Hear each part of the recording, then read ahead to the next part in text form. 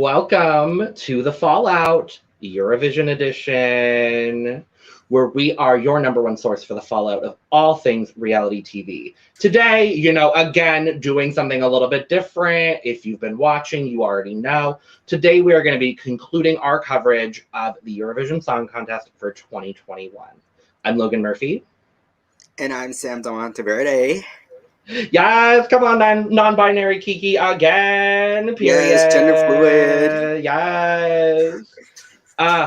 Sam, we are so happy to have you back.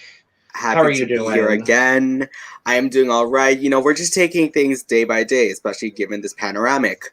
Given the Panda Express, I understand absolutely, yes, 100%. So if you're watching, you may notice something a little bit different. Jordan, again, is not with us today, but we wish her the absolute best. She's a little under the weather, but we wish her nothing but the best, and she will be back for the rest of this week's live streams, which we'll talk about at the end of this podcast. But we just wanted to jump on and sort of conclude everything with Eurovision for the year, talk about our thoughts on the final. We have stats, so we know where everyone kind of falls exactly, especially when it comes to the semifinals. And the little bit of, post-show controversy that's not really controversy, but, got the internet talking over the weekend. So we've got all of that to cover. But before we get started, if you're watching with us live or after the fact on YouTube, make sure you're subscribing to the channel, turning on notifications, liking, commenting, all those YouTube things. Y'all know what to do by now. And if you are watching with us after the fact, or listening to us after the fact, wherever fine podcasts can be listened to, make sure you're also following, leaving us a comment, liking, all that stuff, because we are actually the only podcast in the world that talks about Eurovision. So, sorry, you don't really have a choice.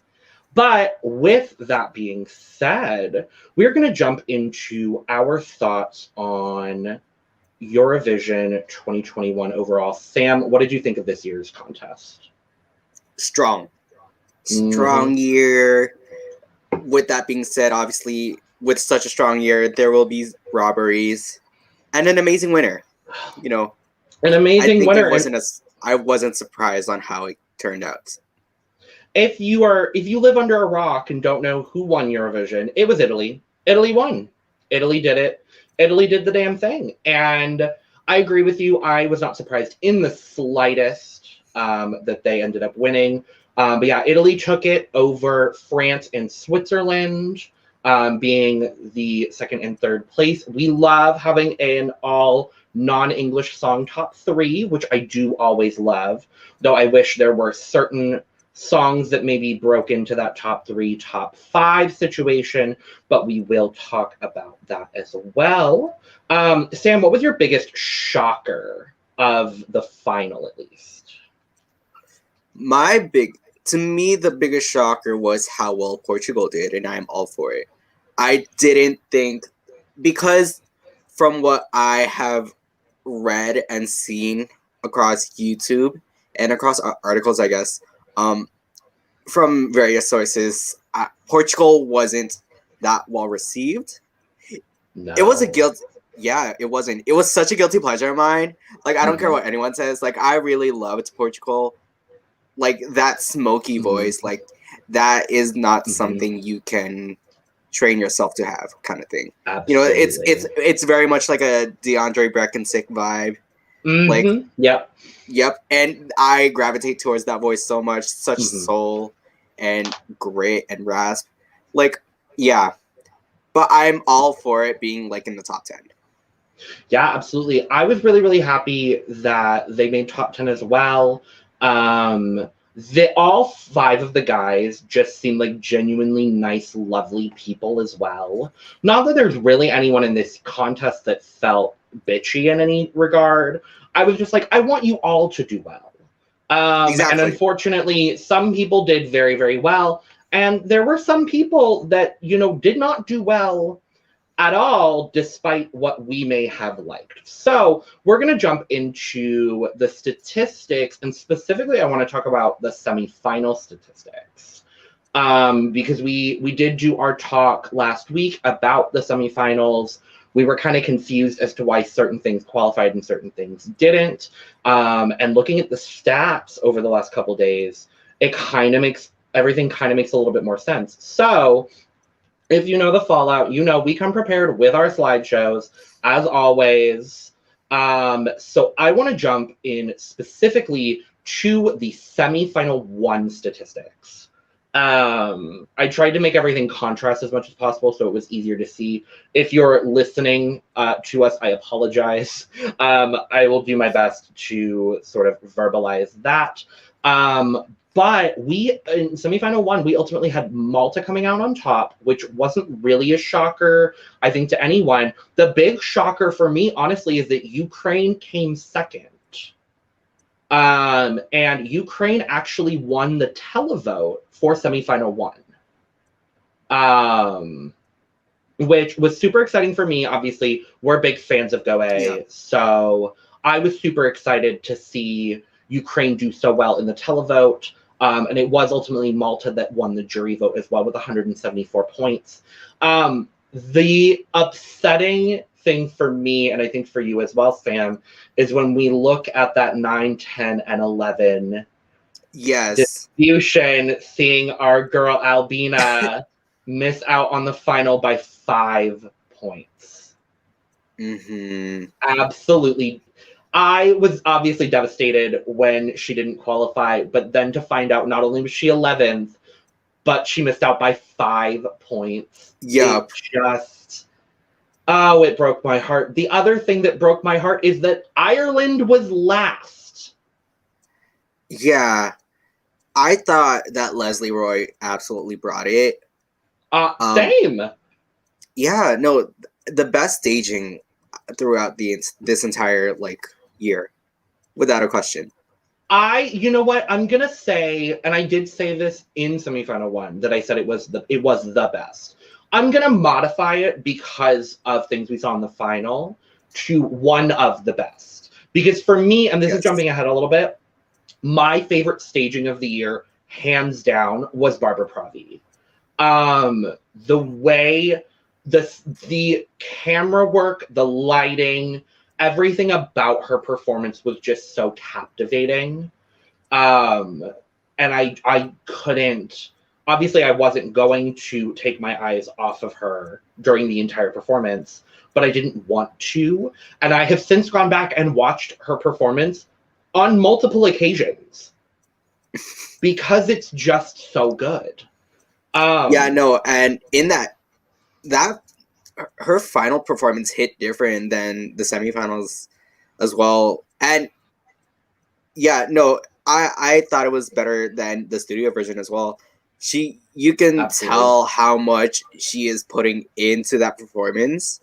And literally my brother and I were watching it live together, and once it ended, we were just like, we sat in silence and just said, wow.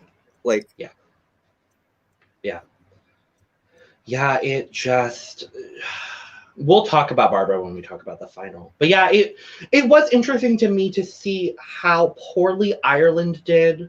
I know they don't always do the best in Eurovision. The last time they qualified was 2018, which is actually one of my favorite Eurovision songs of all time. Ryan O'Shaughnessy's Together, I think is the title of it. It's one of my favorites, and I'm blanking on the title. I think it's Together. But if I'm wrong, Eurovision people don't come for me. Don't quote us on it. Don't quote us. You know what? It's gonna bother me. I'm gonna look up the song. But yeah. So the last time they qualified is 2018, and they don't normally do well, along with their neighboring country, the UK. And we'll talk about the UK. But the distribution for me was interesting with semifinal 1. We ultimately had Malta, Ukraine, top 2, Russia third, which makes me very, very happy. Followed by Lithuania, and then Israel rounding out the top 5, with Cyprus, Sweden, Azerbaijan, Belgium, and Norway rounding out the top 10.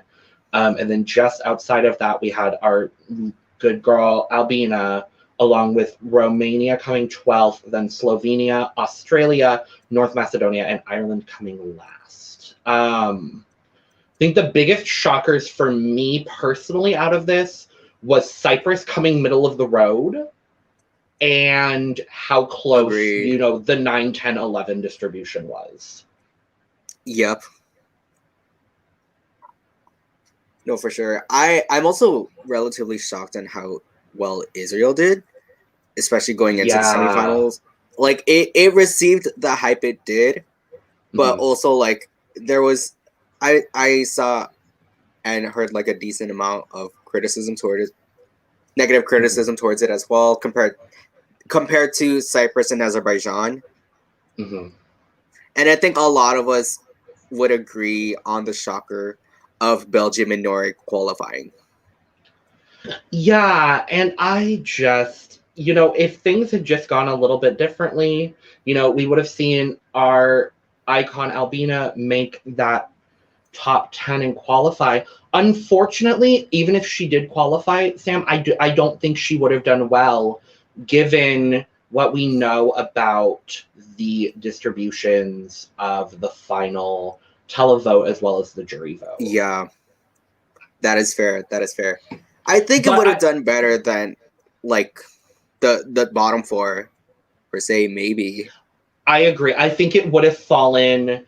There was sort of like a middle pack around 14, 15, 16, 17, I think, were all high energy female pop songs.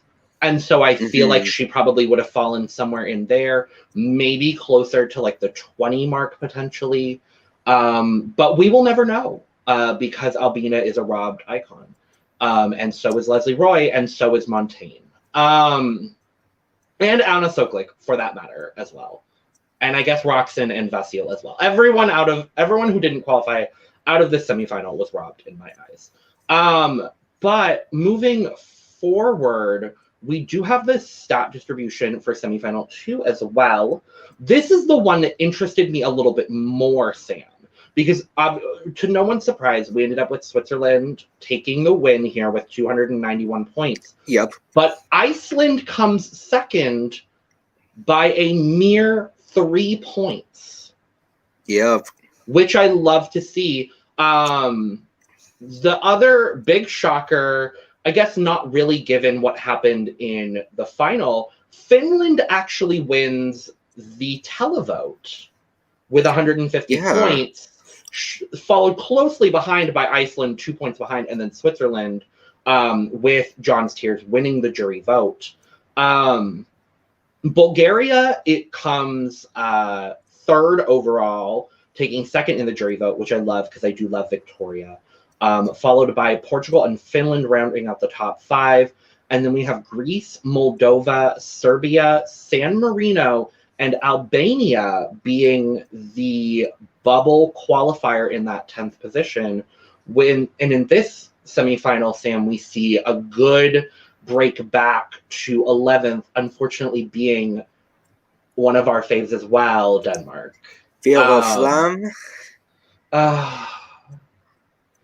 I just wish they had been able to perform because I know how much they love Eurovision. I wish they had been able to perform in the final.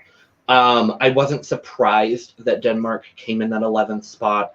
What I was surprised about, honestly, is Latvia coming last. I personally didn't. Okay, so I've been on a journey with Latvia. Going into it, I loved it, but everything kind of changed, like especially after the semifinal performance, and actually even during the rehearsals too, watching the rehearsal clips, because I thought that they took it they took it half a step higher than the original. I agree, but then it turns out she was just pitchy. And you can hear that during her semifinal performance. Like, she was so pitchy. Yeah, I kind of had a feeling that Samantha wouldn't qualify because, you know, like you said, the semifinal performance wasn't the best. I was shocked to see that she came dead last. Fair. And not by a whole lot. Georgia had 2 more points than them. What I do want to point out is Georgia received 1 jury vote Just one. Just one. And ultimately, the downfall for Denmark, in my eyes, is they received 9 points from the juries, which I thought was very interesting. Looking at these stats very quickly, we also see Moldova and Serbia getting the same amount of jury votes, but Moldova doing significantly well in the televote, making top 5 out of this semifinal, which I have on multiple occasions expressed my dislike for the song. What I will say, I have been listening to her 2020 entry more recently. Prison, yes. And it is so good. And I don't know what happened. I think one of the most memeable moments of the year is going to be Natalia screaming Europe. And being pitchy while Scream singing Europe. But I think the other big shocker for me, Sam, I don't know if you agree, is San Marino placing as low as they did. Oh, yeah, no, I was absolutely shocked by San Marino placing as low as they did, because so many thought San Marino would get that hype, especially since Florida was there. And I mean, they only received 42 votes, or 42 points in the televote, which also gagged me. They did significantly better in the jury vote. I think coming, if my quick math is correct, they came 7th in the jury vote. 7th in the jury vote. 7th. Which isn't bad at all. And that's actually, I expected them to qualify somewhere around where Greece and Moldova did. I'm also kind of surprised that Serbia didn't do as well with the juries in the semifinal. Yeah, for sure. Just because I like them. They're gorgeous and wonderful. And I wanted better for Denmark and for Latvia. Oh, the other, I just looked. I knew there was another stat I wanted to bring up. So the Czech Republic received 0 points from the televote. Yes. And it's the only 0 we see in the semifinals. We see a lot more zeros, Sam, when we get to the final. Yes, we do. I would just like to mention on a totally different note, just about the Czech Republic's, about Benny Cristo. Benny Cristo, we love you. But absolutely. The whole, at the end of every oh my god, it was a choice. I can't. I'm just going to continue to listen to the studio version because it is better. But it's, it's one in the Eurovision playlist when I play it that honestly I do skip it from time to time. I won't lie. I'm going to be honest, me too. My Spotify on repeat playlist is, I think, I would say like 66% Eurovision at this point. And it's mostly like, I think my number one at the moment is TikTok, funny enough. Actually, let's take a look. I'm kind of curious because I know TikTok is in there, Voila, Tout l'univers, 10 Years, Last Dance is in there because I actually do really like Greece. I know Loco Loco is in there as well. Let's take a look. So yeah, my number one is TikTok. And then Maps, shocker. This is a Leslie Roy fan account over here. Voices is on there as well. Last Dance, and then Je me casse. Uva Pahinanden, Adrenalina, 10 Years. Répondez-moi, which is the entry from Switzerland from 2020. Iconic, legendary, amazing. Voila. Discotheque, which I didn't think I listened to as much, but it made the list as well. And then one I think you'll be happy to hear, a newer one that I've gotten into since the final is I Don't Feel Hate. It's grown on me. It took a while, but it has grown on me. So moving out of the semifinals, we say goodbye to our 13 lovely countries that did not qualify. And I've broken this down by final jury voting as well as final televote. I thought I made an overall table of where people placed overall. Unfortunately, I didn't do that. So I'm going to verbalize it really quickly. So obviously, Italy won overall.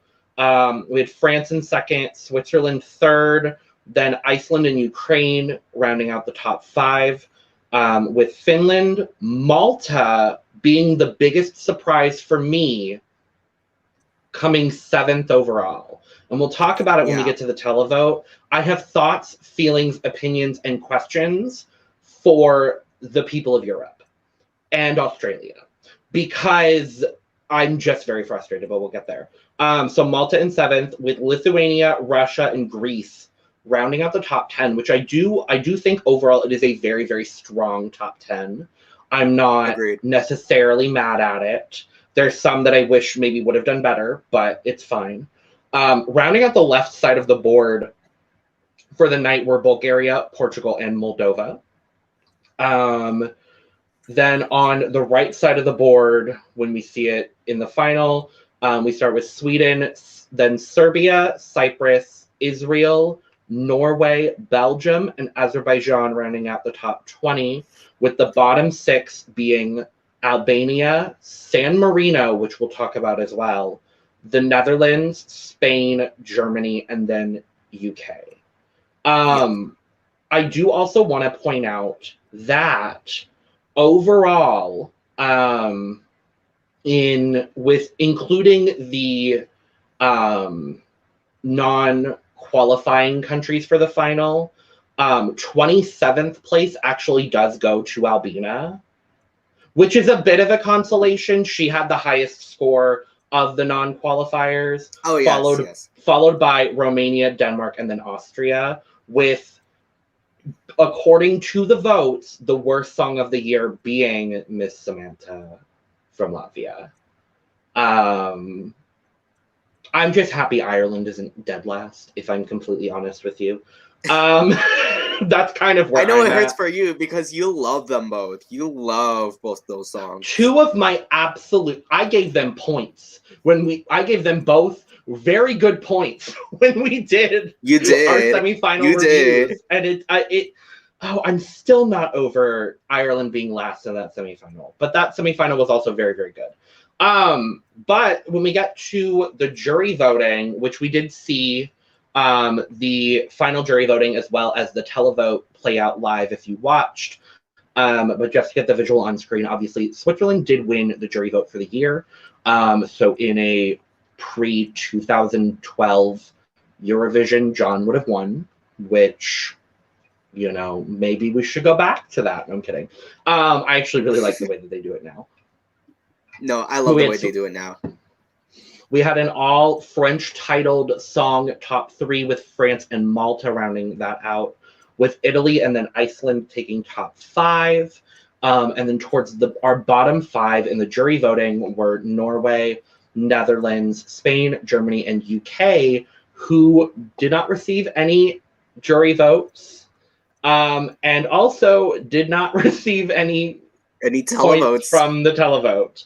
And it is very, very rare that we get a country that scores absolutely 0.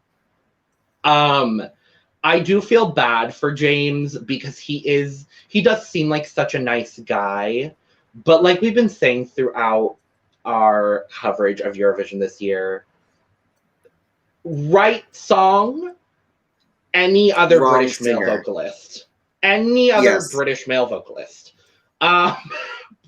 Literally almost any other. Yes. I think UK is also the only country, or this is the first time we've ever had like 0 and 0 with the format. With the new format. Like with this new format from 2016 going on. I think UK's the first country to ever receive like absolute 0. I think you're correct. Don't quote us again, but I believe you're correct in that. But yeah, the distribution of jury votes for me was a little interesting. A lot of countries ended up getting 12 points from national juries. I think the ones that made me specifically happy were Albania and Serbia getting 12 points at certain points. I think Azerbaijan and San Marino also did. Now that I think about it, I think almost everyone did, with the exception of the bottom 5, and I don't remember Sweden getting a 12 point. I don't think they got a 12 point. Again, don't quote us on that. Which upsets me because I love Correct. Tusa. He's great. Tusa is amazing. Him. He ended up, top of the right side of the table, which isn't like the absolute worst place to be. Could be the UK.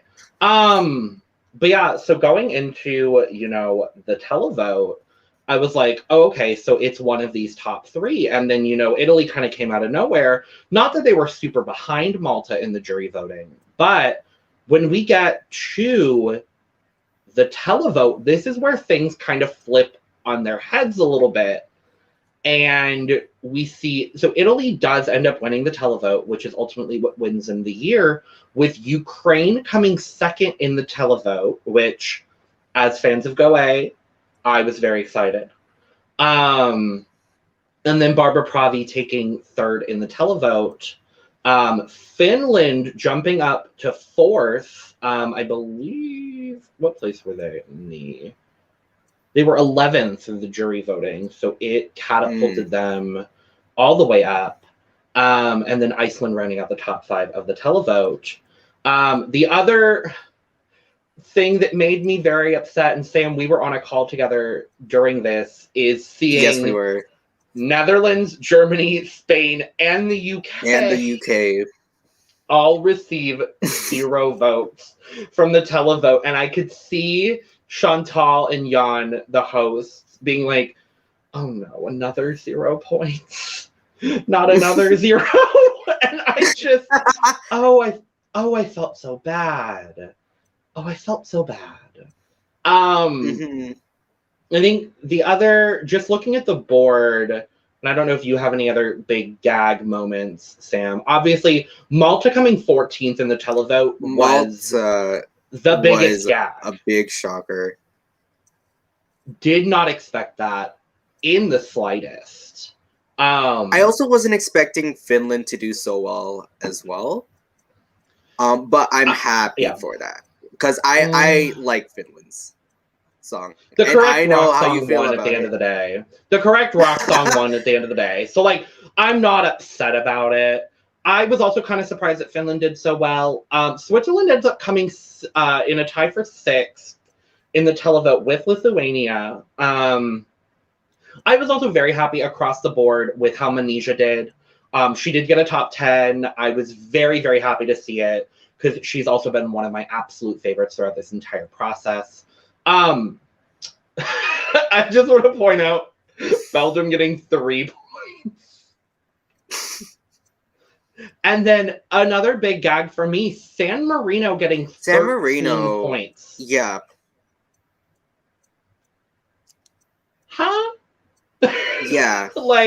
And then ending in the bottom 5 with the jury voting. Bottom 5, I was gagged. I was thoroughly gagged. And obviously happy because my girl, Miss Angela, ended up, the jury, not the jury vote, the televote came through for her. She got 16th. Yes. So she avoided the bottom 5, which I'm always happy to see. Portugal also not doing well in the televote kind of surprised me. Yeah. They ended up 19th in the televote. Bulgaria also not doing well in the televote. And then we see a lot of the middle of the road countries kind of falling in a similar place to where they were in the jury vote. Sweden doing significantly well, taking 11th in the televote. Norway taking 13th. I think I was kind of surprised to see only 60 points go to Tix, because I thought with how loved he seems to be by at least the internet, I thought maybe we could see Norway breaking into the top 10 for the televote at least. Not that 13th is bad. I was surprised again that Tix received more votes in the televote than Destiny did. Yeah. Just gag. I don't. I'm still just confused. And I think it like we've talked off camera.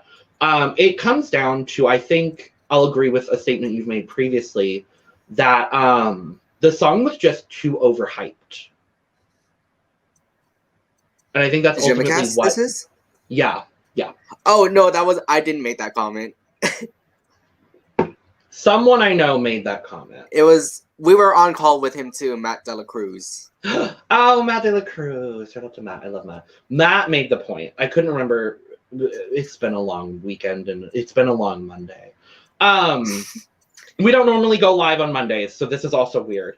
Yes. But yeah, our friend Matt made the comment that, Jimicus may have been overhyped, and while she did well in the jury, unfortunately, given the new format, that's only 50% of the battle. And I am upset to see her do so poorly, because I do think she deserved a top 5 placement for the year.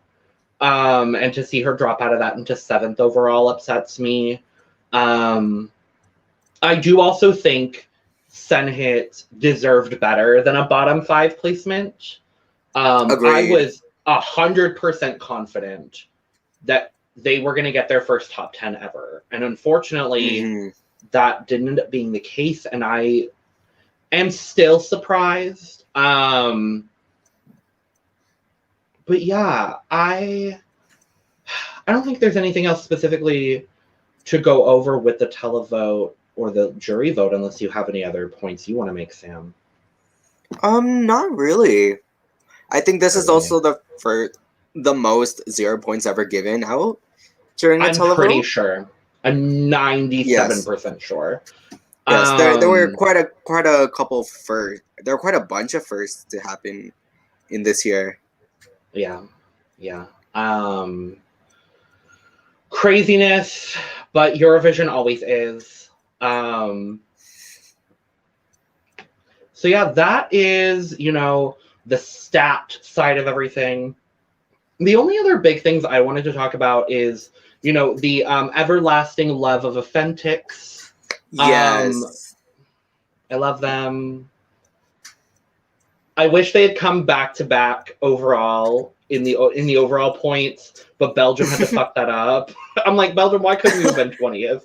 And then the other big thing, not that it's like a super big controversy anymore, but there were people online talking about Italy's frontman Damiano, and the allegation of doing drugs in the green room live during the song contest, which is something I hadn't heard about actually until today, Sam. I don't know if you had heard previously about it. It was brought to my attention like very late at night, like last night. Gotcha. Yeah, it just like, obviously he's not going to do drugs during Eurovision. Yeah. Eurovision, the EBU made it official that, it wasn't like that. There wasn't any drugs there. The case is closed. Let Italy celebrate their win because they deserve Italy it. Celebrate their win. Like, you know what? It just also perpetuates the stigma behind like rock musicians and musicians in general, and it just upsets me to see, because they should be celebrating this, because it's the first time in, I don't know the statistic, but I think the first time in a very long time that Italy has won Eurovision. I believe maybe 31 years or so. I think so. Come on, mid live stream. 30 years, search. Maybe? Italy, Eurovision.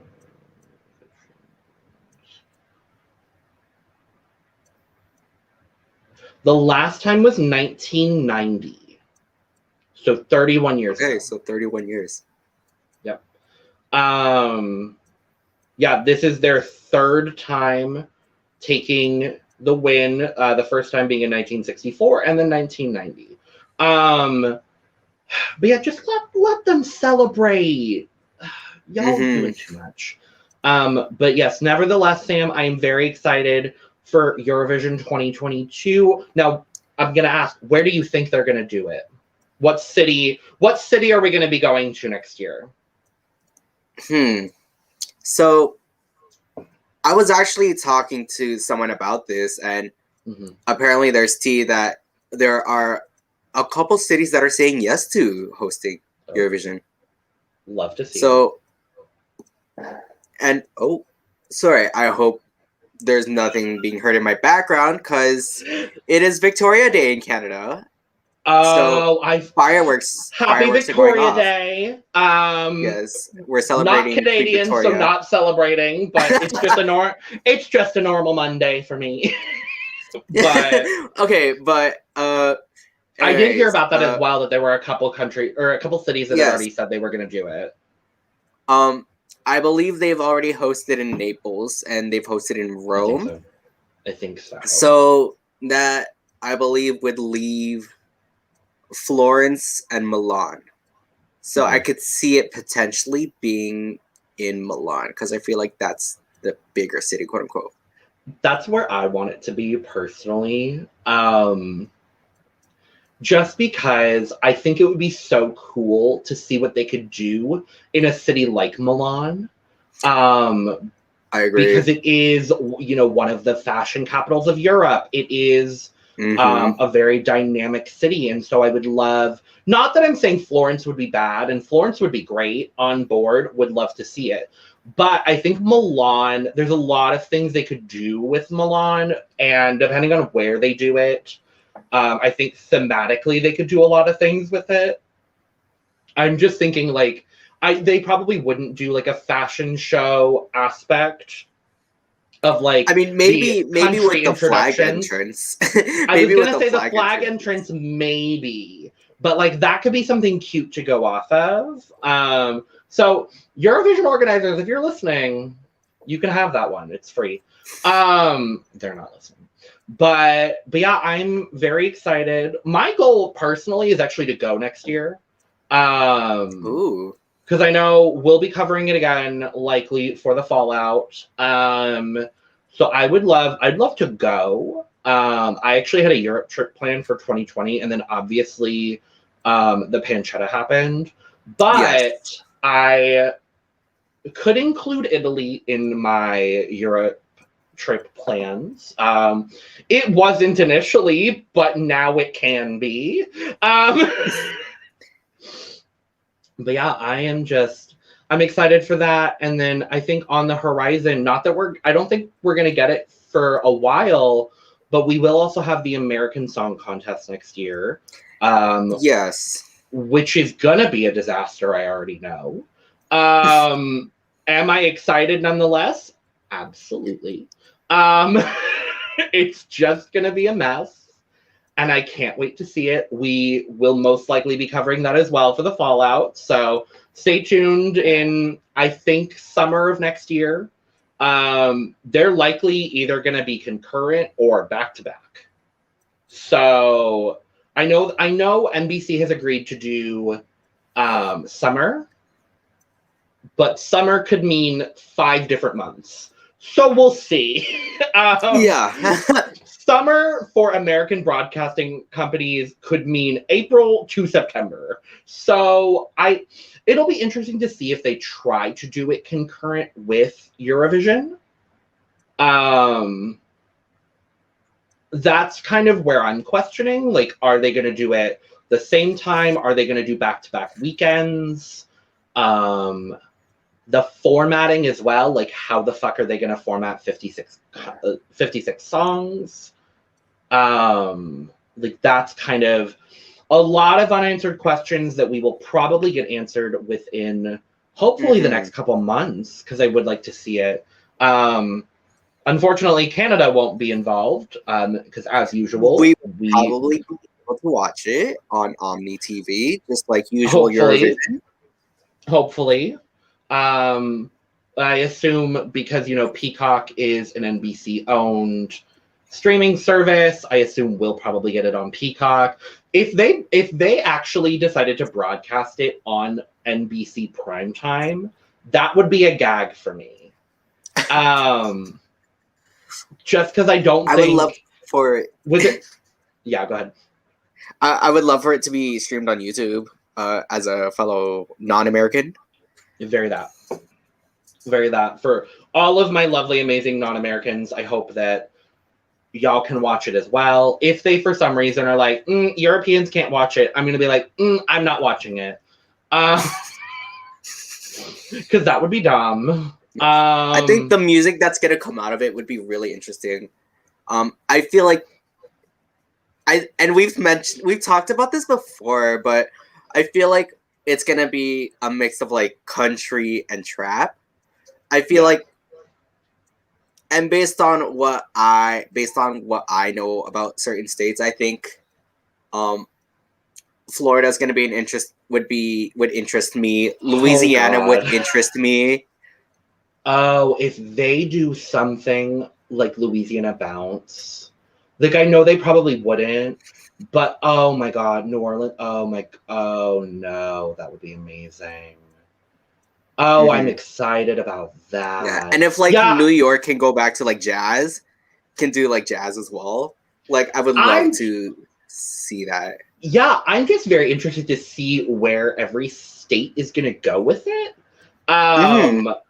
Admittedly, I'm more excited about the territories competing. The Guam and the Puerto Rico and the Virgin Islands and the Mariana Islands and the Samoa. Like that's what I'm excited to see. I'm excited to see what kind of trash Arizona puts out there. Because even though I won't be able to vote, I will still be rooting for my home state, even if the song is shit. But I am, the other big thing for me, I'm very excited to like be able, like fully get like not the Eurovision experience, but like pretty much the Eurovision experience and like be like, oh, even if this is a piece of shit, like I still have to root for it because it's my state. You know what I mean? Like that sort of like I like that feeling that people get for Eurovision. I'm excited to experience that. Yes. I think it'll be good. I'm excited for it. And as always, we'll be covering it on here because Lord knows it is going to be a big old mess, disaster, all that stuff. But yeah, with that, Sam, I think Eurovision is done for the year. Sadly, I'm going to keep listening to the music all year, but... Oh, me too. Not a doubt. Yep. So thank you for joining us on this Eurovision experience. It has been a delight to have you with us. Thank you for having me. We will have you back eventually for some show, whatever you want to cover. Oh, for sure. Because there's a lot of them on the horizon. We've got a lot going on. And speaking of things going on for the week, we will be back on Wednesday talking the beginning of week 5 of Big Brother Australia. For all of you Aussie listeners, because we do have an Australian listenership, Sam. Weirdly enough, people in Australia listen to us, and I'm on board. So as usual, our live streams for BBAU are going to be Wednesday and Saturday, 10:30 p.m. Eastern Daylight Time, or Thursday and Sunday, 12:30 p.m. AEDT in Australia. And with that, we will see you for another Fallout. Goodbye. Goodbye.